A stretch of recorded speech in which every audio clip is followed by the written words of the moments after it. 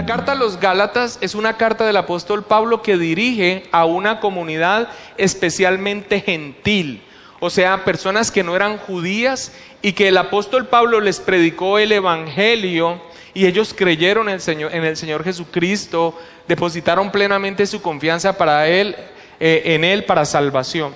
Ahora, en los Gálatas, en la iglesia de Galacia, se presentó una situación que era común en las iglesias que el apóstol Pablo iba levantando a través de su labor misionera, de su predicación. Y es que a la salida de él entraban unas personas perversas que identificamos como los judaizantes, que eran personas que venían a pervertir el evangelio. ¿A pervertir el evangelio en qué sentido? Pues que decían, ok, lo que Pablo dijo está bien, pero le falta un detalle. Básicamente, para ser salvo, entonces tú debes, y entonces adicionaban algo. En este caso, el cumplimiento de la ley mosaica, sus ceremonias, inclusive llevar a que debían circuncidarse para entonces ahí sí ser verdaderamente salvos. Y eso es pervertir el evangelio, la justificación por la fe, por la sola fe, mediante la fe, sin las obras de la ley. Esto no es simplemente como un pequeño énfasis distinto e inocuo para la iglesia de Galacia. De ninguna manera. Esto es pervertir el evangelio con todos los resultados nefastos que tiene para la vida del creyente, pero también para el nuevo nacimiento y la salvación de aquellos a los que se va a llevar un mensaje que, si está torcido, no va a llevar realmente a la plena confianza en el Señor Jesucristo. Así que el apóstol Pablo ha dado toda una argumentación en contra de esta falsa doctrina, echando mano de una serie de recursos, y en este momento nos encontramos casi que finalizando toda una exposición, una argumentación con una gran cantidad de recursos en contra de esta falsa doctrina, procurando que sus hermanos de Galacia dejen esa confianza que han depositado en su propio esfuerzo, en su propio mérito, en lo que ellos puedan hacer supuestamente para verdaderamente ser salvos, cuando ya lo han sido por su plena confianza en el Señor Jesucristo. Teniendo esto presente, entonces, vamos a exponer el texto en esta noche y vamos a ver cómo se suma un argumento más, tal vez un argumento final, ante de las conclusiones y mandatos que él da en el capítulo 5 y capítulo 6. Gálatas 4, versículo 21, dice así la palabra del Señor: decidme, los que queréis estar bajo la ley, ¿no habéis oído la ley? Alguien describió el sentido de responsabilidad que acompaña a los padres, sin importar si sus antes bebés de brazo ya son hombres o mujeres entrados en año, de la siguiente manera: la responsabilidad, el sentido de responsabilidad expresado de esta manera: cuando son pequeños nos quitan el tiempo, pero cuando son grandes nos quitan el sueño. Cuando son pequeños, la casa nunca está quieta, y cuando crecen, nos inquietan el corazón. De esta misma forma se ha referido el apóstol Pablo de sí mismo.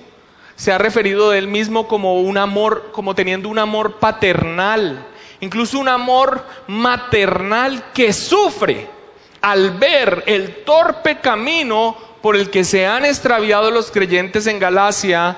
Y se ha expresado de una manera que uno como varón pues le cuesta como trabajo decir de manera paternal. Ha dicho que él es como si estuviera volviendo a parirlos. Está sufriendo de tal manera por ellos al ver su extravío, y está casi que sufriendo dolores de parto, esperando que por fin ellos puedan madurar en Cristo Jesús y poder rechazar estas falsas doctrinas que se han colado en medio de la iglesia.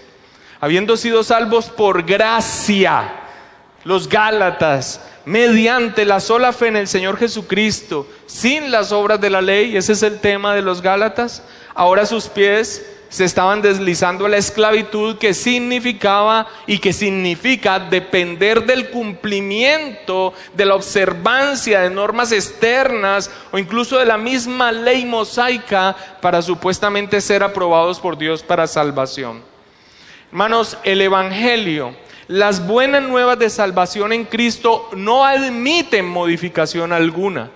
La sola fe en el Señor Jesucristo más algo deja de ser la sola fe en el Señor Jesucristo. Adicionar algo más que supuestamente debemos hacer para ser verdaderamente salvos, adicionar a la plena confianza en el Señor Jesucristo, no deja el Evangelio intacto, sino que lo deforma totalmente. Esto es lo que ha estado exponiendo el apóstol Pablo, y por lo cual en el último sermón vimos que se expresa de esta manera tan paternal, maternal, expresando su preocupación por la iglesia de Galacia. Las consecuencias de un evangelio corrupto tiene amplias y nefastas consecuencias, como aquí ya lo hemos señalado en sermones anteriores, en los creyentes, pero también en la labor que nosotros hacemos de predicar el evangelio y que aquellos en los cuales se derrame la gracia del Señor vengan a salvación, porque con un evangelio torcido, las personas al no entender el evangelio no vendrán realmente en arrepentimiento y fe total en el Señor Jesucristo. De allí, amados hermanos, la gran cantidad de recursos de los que el apóstol Pablo ha estado echando mano y la intensidad de su argumentación para persuadir el grave error en el que los gálatas habían caído. Ahora, entrando ya en tema, este capítulo 4 concluye entonces con un último recurso que el apóstol Pablo no ha usado antes, y que para algunos incluso ha generado dificultades en su entendimiento, al punto incluso de cuestionar su uso por parte del apóstol Pablo. ¿Cuál es ese recurso último que suma el apóstol Pablo en su argumentación para persuadir la torpeza de los gálatas? Él usa una alegoría. Vayamos entonces a la exposición del texto y veamos cómo Pablo usa este recurso y en qué sentido, para entender correctamente el aporte que hace este recurso a su exhortación a los gálatas. Allí vemos nosotros tres componentes en esta ilustración que el apóstol Pablo va a usar y que nos van a servir como estructura en el estudio. 3 puntos, 3 componentes que nos van a servir para el estudio de este último recurso al cual acude el apóstol Pablo. Un trasfondo histórico, punto número 1. Punto número 2, la interpretación inspirada que el apóstol Pablo da a ese suceso histórico. Y finalmente, teniendo todo esto allí presente sobre la mesa, la aplicación final, personal, que él le da a los gálatas en cuanto a qué deben hacer. 3 aspectos entonces: trasfondo histórico, la interpretación inspirada que el apóstol Pablo da de esa circunstancia histórica, y una aplicación final, personal, que los gálatas deben hacer con esto que él está planteando allí. Vamos a ver entonces cuál es el trasfondo histórico. Y el apóstol Pablo introduce esta parte con un cuestionamiento. Versículo 21 de Gálatas 4. Dice: decidme, los que queréis estar bajo la ley, ¿no habéis oído la ley?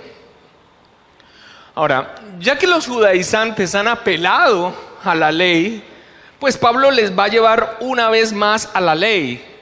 Ya lo ha hecho, ya ha abierto las escrituras mostrándole que ese camino que ellos le han planteado a los gálatas de cumplir las observancias de la ley, ni siquiera la misma ley lo apoya. Ese no fue el propósito por el cual la ley de Dios fue dada. Ahora, Pablo les lleva entonces, ya que ellos dicen, han querido estar bajo la ley, y les dice, ¿no habéis oído la ley? Pablo, como ellos han apelado a la ley, los lleva también a la ley, pero en el sentido más amplio de la palabra ley, les va a llevar al Antiguo Testamento. Para extraer del Antiguo Testamento, de la ley en este sentido, una historia que va a servir como una analogía, como ilustración de lo que ya ha sustentado por la misma Escritura. ¿Qué es lo que ha sustentado por la misma Escritura? Que la ley nunca fue dada como un medio para salvación. Que ese no fue el propósito de la ley moral de Dios, los 10 mandamientos o la ley mosaica en su extensión. Va a través de esta historia usarla como una analogía y una ilustración para sustentar eso que ya ha mostrado bíblicamente. Una vez más va a la ley, al Antiguo Testamento, y trae una situación específica que introduce con esta pregunta. ¿Cuál situación? Versículo 22 y 23 dice, porque está escrito, va a la ley, al Antiguo Testamento. Por eso les pregunta, ¿no habéis oído la ley? ¿Qué es lo que les va a traer Pablo? Dice, está escrito que Abraham tuvo, ¿qué tuvo? 2 hijos, uno de la esclava, el otro de la libre. Pero el de la esclava nació según la carne, mas el de la libre por la promesa. Básicamente, y si usted de pronto no conoce la historia, creo que todos la conocemos, pero brevemente la voy a recordar. Cuando Dios le promete a Abraham, hace una promesa de una simiente, y de que en esa simiente, en esa promesa serían benditas las naciones de la tierra.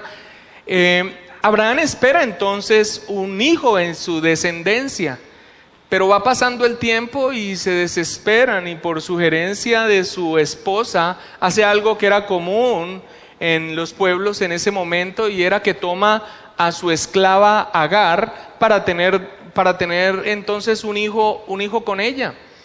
Y básicamente eso es lo que sucede. Sin embargo, más adelante, y por un obrar sobrenatural de Dios, esperando, a propósito vemos esto en la palabra, que ellos ya estuvieran entrados en años, les recuerda la promesa que han hecho, de la cual inclusive Sara se ríe, pero finalmente el Señor cumple su promesa, y ya entonces tiene un hijo de su esposa de una manera sobrenatural. Ahora, a partir de allí se crea un conflicto tremendo entre la esclava y el hijo de Abraham y su verdadera esposa y su hijo, que nace por el obrar sobrenatural de Dios de acuerdo a la promesa que le había hecho tiempo atrás. Así que el apóstol Pablo trae escena una vez más a Abraham y tiene toda una intención con aquellos que tanto se jactaban. ¿Alguien recuerda la expresión que la vemos inclusive en los fariseos con el Señor Jesucristo? ¿De qué se jactaban ellos en cuanto a Abraham? ¿De ser qué? Hijos de Abraham. Nosotros somos hijos de Abraham. Como si esa descendencia étnica significara un aspecto esencial y necesario para la salvación. O sea, como si por ser hijos de Abraham en el sentido étnico de nación, entonces ellos ya tuvieran la aprobación de Dios para salvación. Pablo entonces está trayendo a Abraham con una intención. Pero Pablo, a aquellos que se jactaban de ser hijos de Abraham, que inclusive impulsaban a los gálatas gentiles, diciéndoles que si realmente ellos querían ser aprobados por Dios, debían primero ser, y estas son palabras mías, ser judíos, circuncidándose, por eso se les dice judaizantes y adoptando las exigencias de la ley mosaica. Pablo trae a Abraham, pero les recuerda como dice por ahí un humorista colombiano, decía, un pequeñísimo detalle que han pasado por alto de esta narración histórica de la ley. ¿Cuántos hijos tuvo Abraham? 2, no uno solo. El versículo 22 inicia diciendo, porque está escrito que Abraham tuvo ¿qué? 2 hijos. ¿Y esto qué implica? 2 hijos. Pues 2 hijos igualmente descendencia física de Abraham. el factor en el que tanto se confiaban los judaizantes y que en últimas, si eran coherentes, significaba que los judíos de nacimiento y los ismaelitas estaban en las mismas condiciones de preferencia ante Dios, cosa que de ninguna manera aceptaría un judío. Ya con esto, los judaizantes quedaban muy mal parados en el objeto de su seguridad y orgullo. 2 hijos, sí, por descendencia, por linaje, Abraham tuvo 2 hijos. Pero Pablo también menciona en este hecho histórico una diferencia muy importante que es bien significativa. Los 2 hijos son descendencia física, sin distinción, como ya lo dije, lo cual deja muy mal parados sobre el objeto de la seguridad y el orgullo de los judaizantes. Allí no hay distinción, pero hay una diferencia enorme que el apóstol Pablo menciona con respecto a estos 2 hijos y que acentúa aún más a propósito con la condición de las madres. ¿Cuál es esta diferencia? La diferencia primordial entre estos 2 hijos no es natural, porque ambos son hijos de Abraham, sino espiritual. Y esta es la diferencia que él presenta en esa historia. Uno nace del esfuerzo humano. El versículo 23 al principio dice, pero el de la esclava nació ¿cómo? Según la carne. Ahora, por supuesto que cuando dice según la carne está haciendo referencia a como ese esfuerzo propio humano contrario a la promesa que Dios le había hecho. No solamente es, o primariamente no es una referencia a que se allegó a su esposa físicamente. Incluso el mismo Isaac nació de esta manera.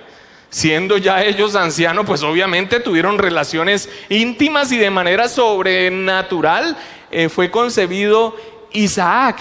La expresión nació según la carne marca la primera diferencia entre estos 2 hijos que finalmente no tienen ninguna distinción en lo natural, pero sí en lo espiritual. Decir que el que nació de la esclava nació según la carne es una referencia a algo que brota del esfuerzo humano. Pero el otro hijo viene como resultado de algo totalmente distinto del esfuerzo humano. Viene como fruto del obrar sobrenatural de Dios. Es fruto de la promesa. Esto es lo que dice finalmente el versículo 23 al final. Dice, mas el de la libre por la promesa. Mire el contraste. El uno nació según la carne y el otro por la promesa. Ahora, esa diferencia espiritual, hasta ahora estamos contando una historia real, verídica.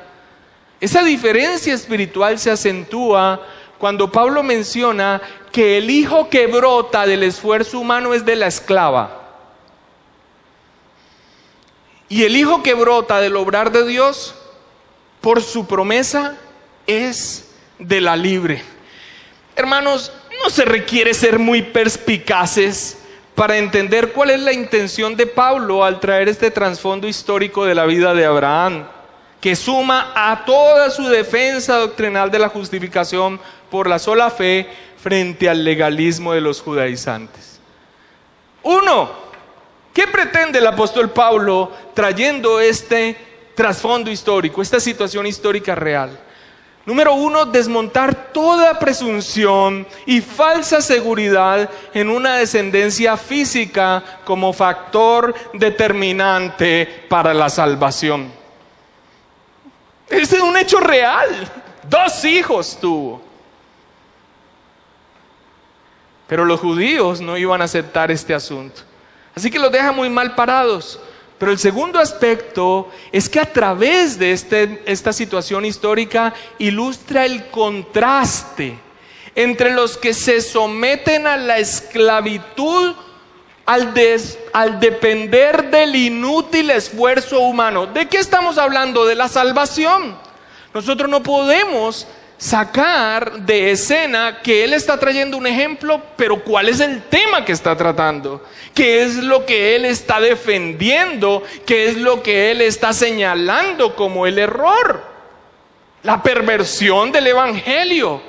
El único camino de salvación es por la gracia de Dios, mediante la fe, que es un don de Dios, un regalo de Dios, la fe en el Señor Jesucristo, sin la intervención del esfuerzo humano.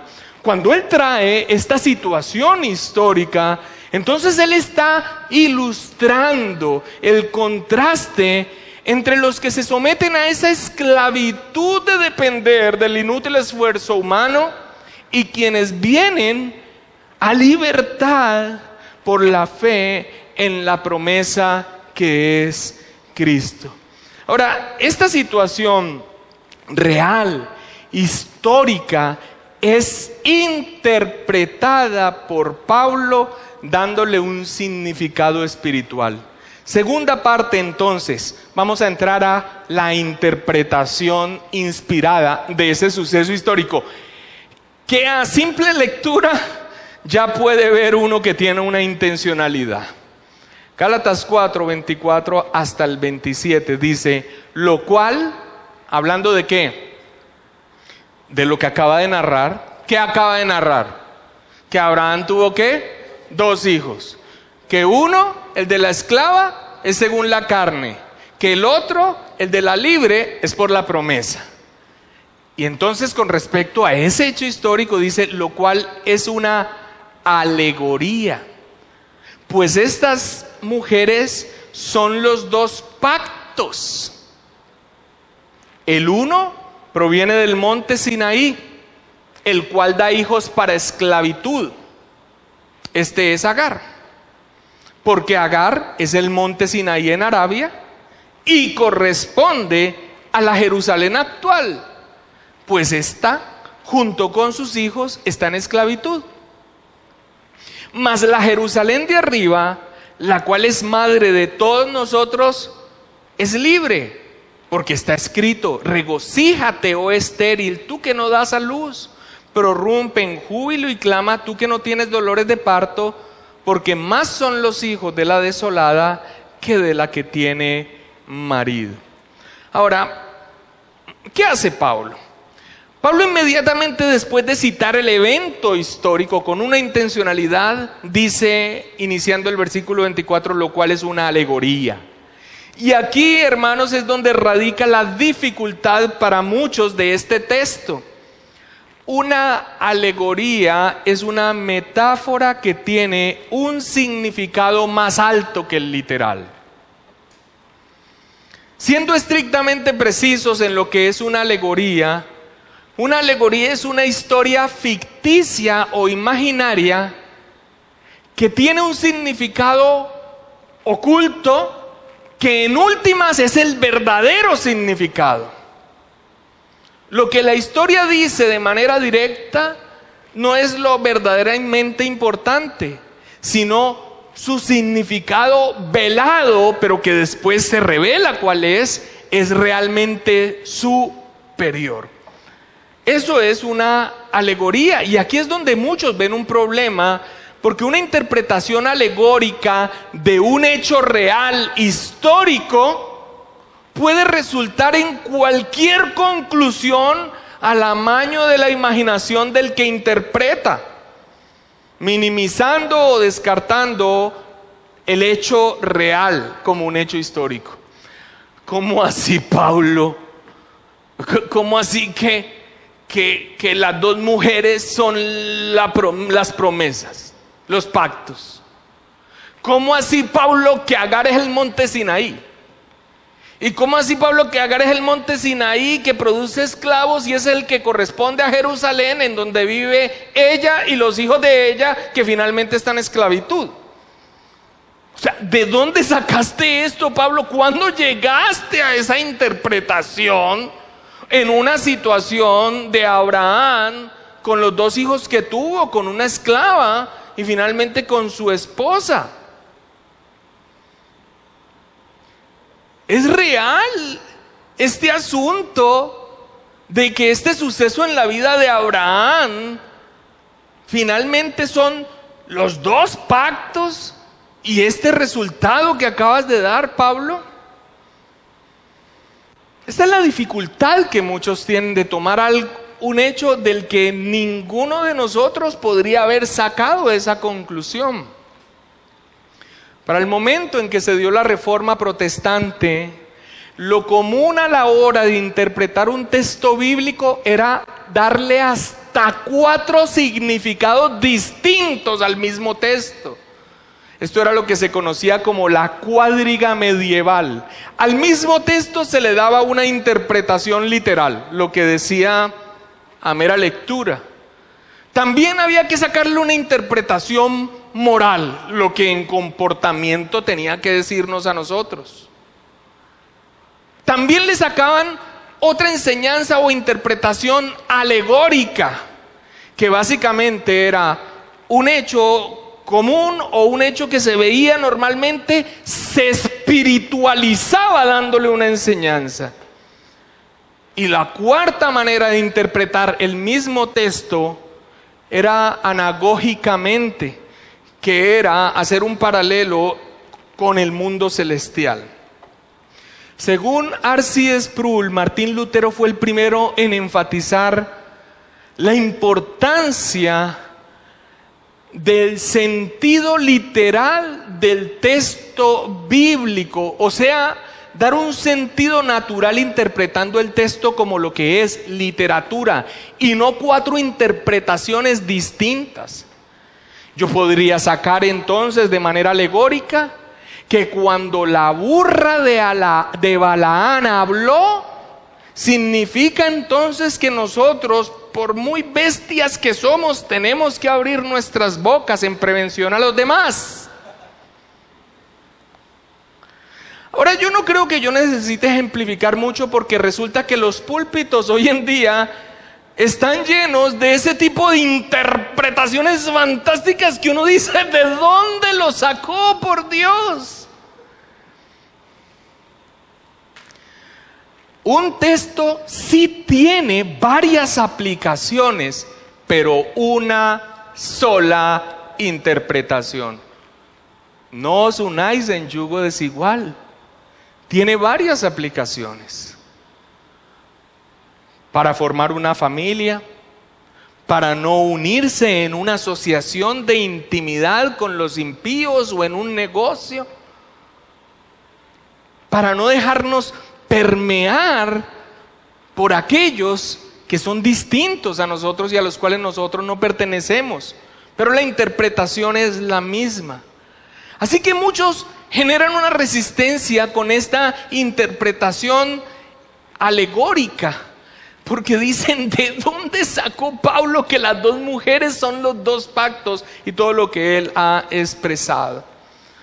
Como mencionó R.C. Sproul, Martín Lutero fue uno de los que hizo el énfasis de que el texto bíblico debe interpretarse como lo que es, literatura. O sea, de acuerdo a las normas gramaticales, el tipo de lenguaje que se utiliza en cada texto, de acuerdo al contexto más amplio y siempre respetando la regla de oro de la interpretación, que es que la escritura se interpreta a sí misma. O sea que los pasajes difíciles deben ser interpretados a la luz de otros más claros. Yo no puedo sacar una interpretación de un texto que esté en contradicción con el resto de la palabra de Dios. Y esa forma antigua de interpretación, la interpretación alegórica, resultaba en todo tipo de especulaciones desenfrenadas, de interpretaciones subjetivas, donde se hacía decir a la escritura cualquier cosa al amaño del intérprete. Alguien describió la interpretación alegórica como una caja de Pandora de la que puede salir cualquier barbaridad. Calvino decía de Orígenes, que interpretaba alegóricamente, que torturaba la escritura en toda forma posible, quitándole su verdadero sentido. Esto es de los que muchos ignorantemente acusan al apóstol Pablo, de dar una interpretación forzada y fantástica para sustentar su argumento. Pero esto no es así. La respuesta para quienes piensan así cuando leen esto que hace el apóstol Pablo es la siguiente. Número uno, pasan por alto que Pablo es un escritor bíblico inspirado por el Espíritu Santo. Los que se refieren así a Pablo claramente tienen una consideración en cuanto a las escrituras muy baja. No creen en su inerrancia, no creen en su plena inspiración divina y no tienen ningún reparo para decir eso es un grave error de una interpretación torcida y amañada de Pablo que ya no sabe a qué más echar mano para sustentar su argumento, desconociendo lo que realmente es la palabra de Dios. La Biblia, toda ella es la palabra de Dios. Es inspirada plenamente por Dios y es inerrante, no hay en ella error y no hay falsedad. Pero número dos, quienes piensan así, ellos mismos malinterpretan a Pablo, porque él no está negando el hecho histórico. Él lo ha tomado como una ilustración y como una analogía. En ese sentido es que entendemos la palabra alegoreo, que Reina Valera traduce como alegoría, como una analogía que presenta una similitud parcial que sirve para establecer una comparación útil para ilustrar lo que se ha dicho. Voy a volver a repetir. Entendemos entonces esta palabra alegoreo no relacionada con la alegoría de la interpretación alegórica, donde yo básicamente espiritualizo un texto, lo saco del contexto, no me importa cuál es realmente el propósito directo por el cual fue escrito, sino que yo lo tomo y lo espiritualizo, le doy cualquier interpretación amañada y subjetiva porque me pareció. Esto no es lo que está haciendo el apóstol Pablo. El apóstol Pablo está trayendo un hecho histórico, real, muy significativo, como una analogía que presenta una similitud parcial. ¿Con cuál es la similitud? La similitud es con lo que están predicando los judaizantes, con lo que están viviendo los cristianos de Galacia, con su orgullo y con su seguridad falsa en cuanto a su linaje, pero también una denuncia en cuanto a qué es lo que sucede cuando el hombre echa mano de su esfuerzo propio, cuando el Señor ha hecho una promesa de obrar por gracia y sobrenaturalmente. Por eso, en ese sentido que acabamos de explicar, Nueva Versión Internacional traduce así, se lo voy a leer. Ese relato, ¿cuál? El que acaba de mencionar Pablo, de Abraham, puede interpretarse en sentido figurado. Estas mujeres representan dos pactos. Uno que es Agar, procede del monte Isaí, tiene hijos que nacen para ser esclavos. Agar representa el monte de Sinaí. En fin, las expresiones de Nueva Versión Internacional nos señalan más claramente cuál es el recurso que el apóstol Pablo está utilizando: una analogía, una ilustración del cual puedes traer cosas, similitudes, para ilustrar lo que él ha venido argumentando escrituralmente. La Nueva Traducción Viviente dice: esas dos mujeres son una ilustración de los dos pactos de Dios. Así que, para aquellos que tienen tropiezo con esta porción de la escritura y de la argumentación del apóstol Pablo, Pablo no está negando su sentido histórico. Agar existió, su hijo Ismael existió, Abraham existió, Sara existió y su hijo Isaac existió. pero inspirado por el Espíritu Santo, nos muestra que esa verdad histórica tenía el propósito de enseñarnos algo más allá hoy. ¿Qué ilustra directamente Pablo en este hecho histórico? Casi que voy a repetir lo que el mismo texto dice. Ilustra lo siguiente: las dos mujeres representan dos pactos. Agar, el antiguo pacto, la ley dada en el monte Sinaí, que a su vez ese monte Sinaí corresponde a otro monte. ¿Cuál? El de Jerusalén, y a sus ciudadanos que viven en la esclavitud de ese malentendimiento sobre el antiguo pacto, y por eso le dice que son esclavos. ¿En qué sentido? Como dijeron los apóstoles y los ancianos en Jerusalén, reunidos con Pablo y con Bernabé en el concilio, en Hechos capítulo 15 dice: ¿cómo les vamos a imponer esto a los gentiles cuando ni nosotros mismos hemos podido cargarlo sobre nuestros hombros? Una cantidad de estipulaciones externas de cumplimiento, y mucho menos tratar de ser aprobados por Dios por el cumplimiento de su ley moral, porque no podemos. Así que él está representando a Agar como un monte, el de Sinaí, donde se dio la ley, que se corresponde a Jerusalén, donde viven los judíos que finalmente están en esclavitud por seguir cargando, malinterpretando el antiguo pacto para lo que no fue dado.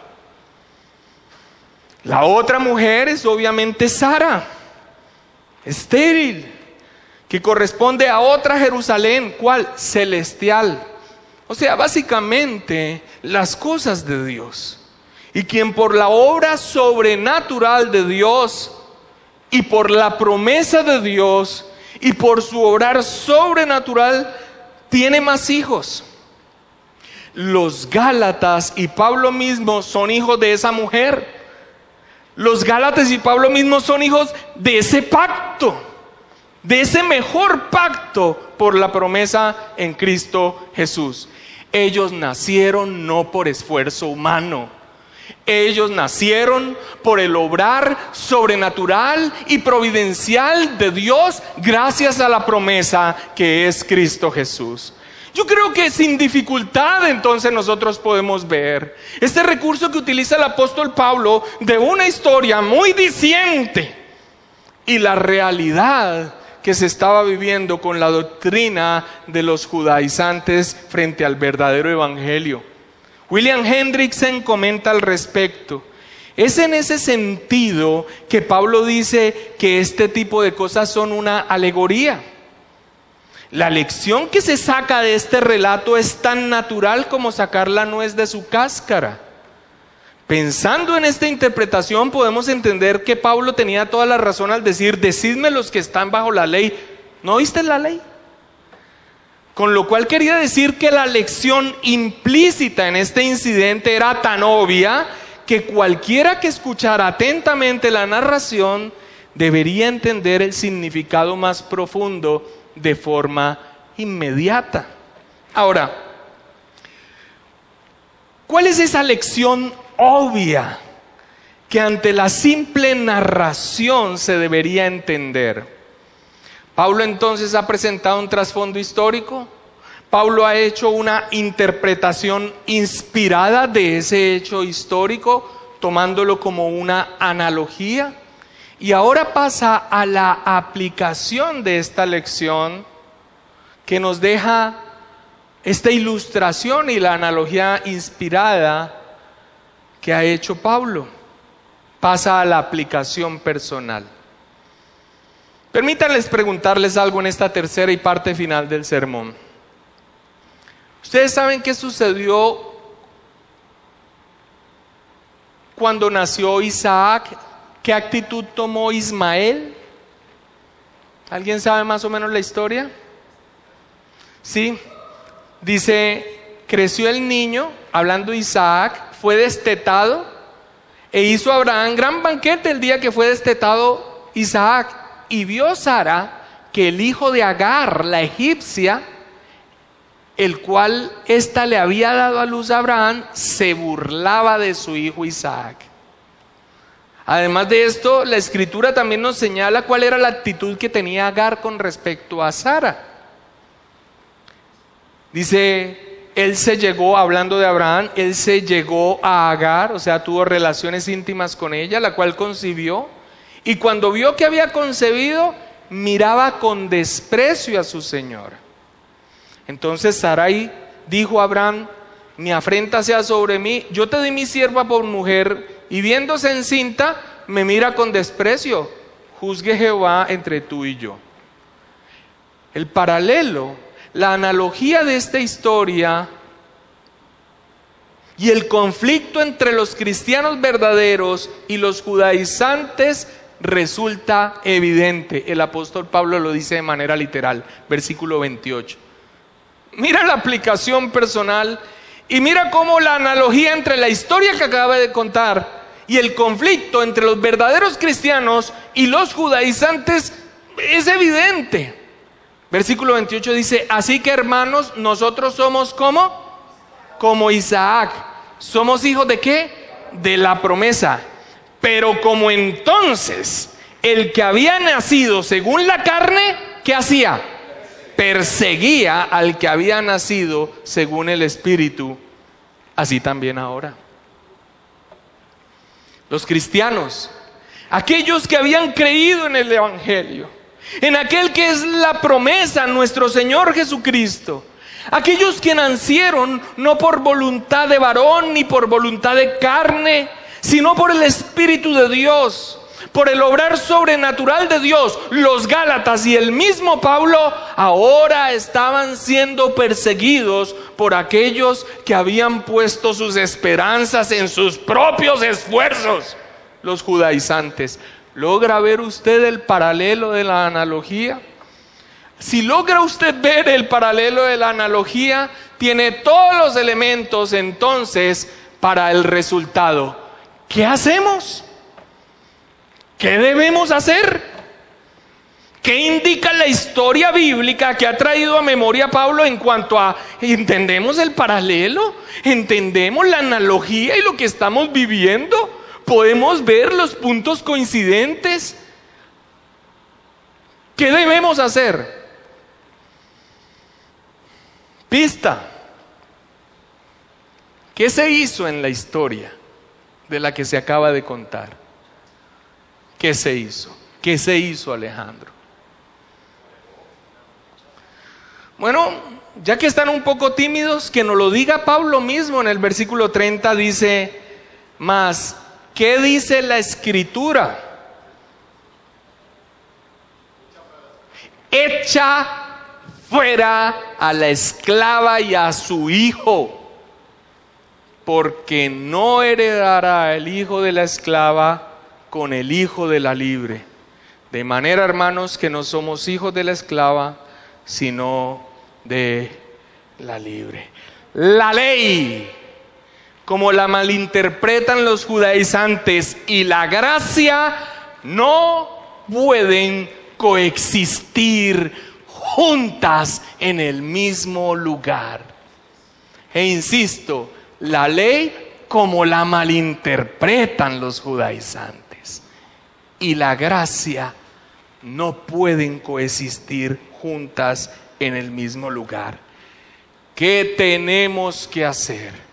¿Qué le dice Pablo a los Gálatas usando esta última ilustración tan diciente que ha interpretado, inspirado por el Espíritu Santo y que de manera evidente podemos entender a qué los está llamando? ¿Qué deben hacer los Gálatas?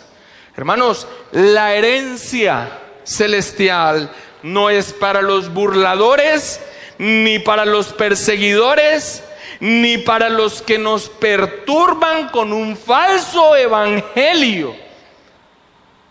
Los creyentes de Galacia debían apartar de la iglesia a estos judaizantes que pervertían el evangelio. Warren Wiersbe comenta: tanto iglesias como creyentes en forma individual pueden cometer el mismo error de los Gálatas de no echar fuera a Agar y a Ismael.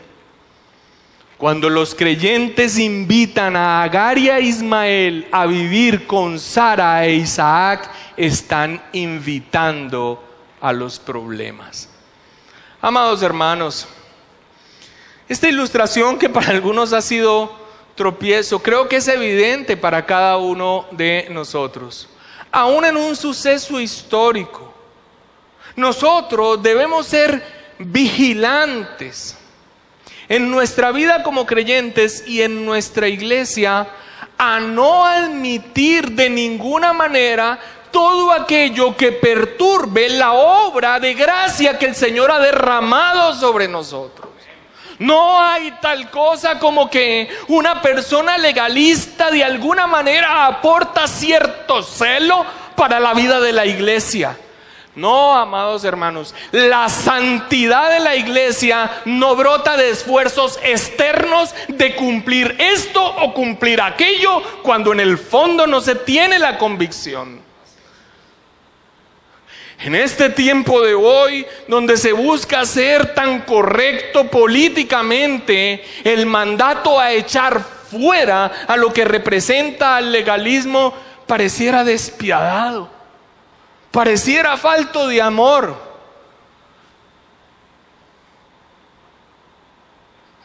Pero el resultado en la misma iglesia de Galacia ha impulsado al apóstol Pablo a manifestarse como una madre que está pariendo de dolor, viendo el camino de error que han tomado.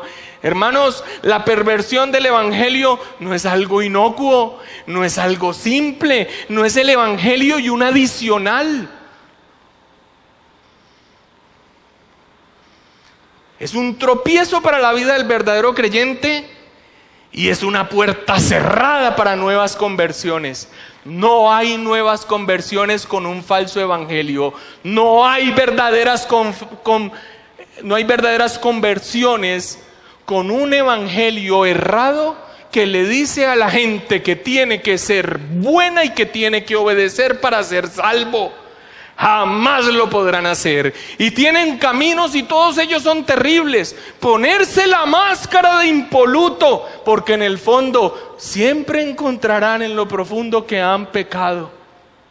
2, llegar a la conclusión entonces que es imposible que Dios pueda amarlos porque todavía ven esa inconsistencia en ellos. Y 3, finalmente rendirse en un camino que es imposible para el hombre. Hermanos, el evangelio, la gracia de Dios para salvación mediante la fe en Jesucristo, nos saca de esclavitud. Nosotros somos hijos de la libre. Esto es lo que expresa el apóstol Pablo. Nosotros ahora vivimos con la libertad de saber que el Señor nos ha aprobado por la obra de otro en la cual nosotros hemos confiado. El resultado de nuestra vida por la promesa del Espíritu Santo es caminar en santidad, sin lugar a dudas. Pero admitir al interior de la iglesia el que hostiga a la libre,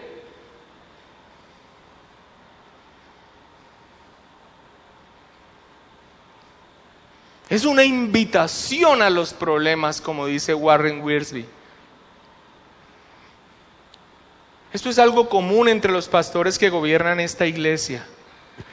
Las expresiones judaizantes, las expresiones legalistas, las predicaciones moralistas, las imposiciones externas producen en nosotros y seguirán produciendo, Dios lo permita, una resistencia total de nuestra parte. Nadie nos podrá acusar de una malinterpretación de la gracia de Dios y menos de una invitación a que los creyentes vivan vidas laxas porque ya son salvos. De ninguna manera. Nuestra relación con la ley de Dios es la correcta, como ya lo ha explicado el apóstol Pablo, y que en el capítulo 5 y capítulo 6 empezará a dar las directrices al respecto. El fruto del Espíritu y las obras de la carne. Cada uno de estos aspectos, mis hermanos. Pero el permitir dentro de la iglesia del Señor y permitirnos nosotros como creyentes un atisbo de mérito y de esfuerzo propio para recibir la aprobación de Dios para salvación, sin lugar a dudas, nos va a llevar a esclavitud y es llamar a los problemas en la iglesia. Una iglesia de máscaras, de conciencias que se acusan internamente porque saben cuál es su realidad con un concepto falso del Evangelio. Hermanos, ante la gracia de Dios, nosotros lo que podemos decir es que nacimos no por esfuerzo humano. Fue el obrar providencial de Dios en nuestras vidas. Dios nos ha llamado a libertad. Somos hijos de la libre y como dirá en el primer versículo del capítulo 5, no volvamos a estar en esclavitud ahora que hemos sido hechos libres. Nuestras vidas a libre conciencia, con la seguridad de nuestra salvación, ahora buscan agradar a nuestro Rey, capacitados por el Espíritu Santo. Padre, te damos gracias por tu bendita palabra, Señor.